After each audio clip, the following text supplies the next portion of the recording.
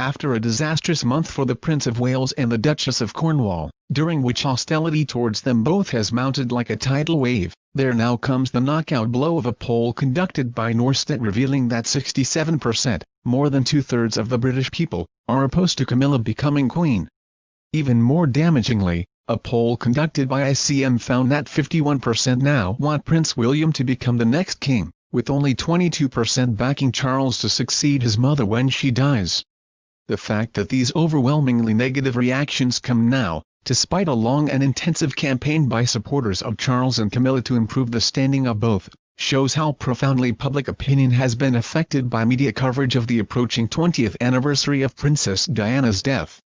In Channel 4's documentary, Diana, in her own words, the late princess, filmed privately by her voice coach in 1992 and 1993 after she had just separated from Charles, painfully described the devastation and misery she had been caused by her husband and his married mistress blatantly conducting their adulterous affair behind her back.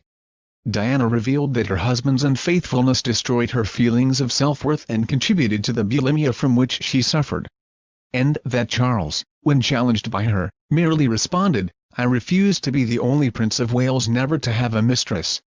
Significantly, an ITV documentary in which Diana's sons, William and Harry, paid warm and emotional tributes to her as the best mum in the world, made no mention whatsoever of their father. Should people want Camilla as the next queen of this country? It has been argued by her advocates that she has done much to improve Charles and his life.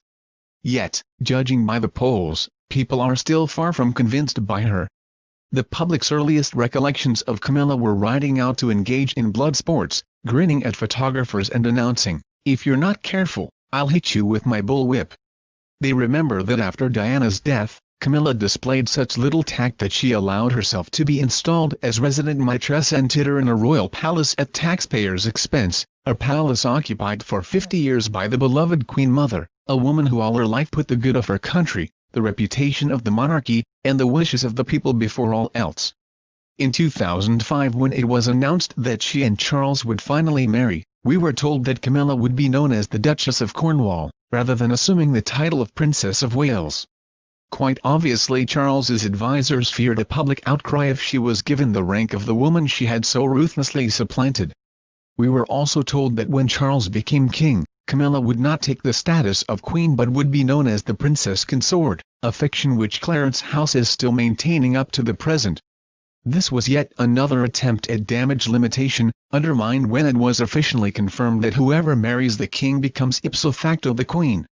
Many people recoil from the prospect of a woman who broke her own marriage vows and then assisted her next husband to break his, being crowned and anointed in Westminster Abbey as a great example of virtue and piety, and a blessing to the kingdom.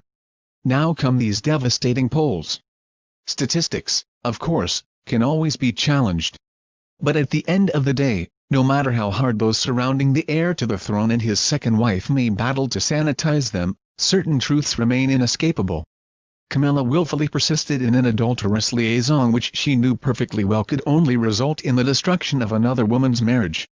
And Charles, whose cynical observation, "whatever in love means," remains chillingly in the memory, ruined the life of an innocent young girl by marrying her with a lie on his lips, and without telling her that he had a married mistress he had no intention of giving up.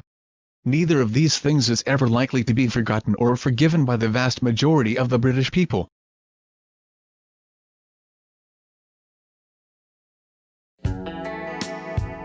Thank you for watching. Please subscribe on Celebrities TV.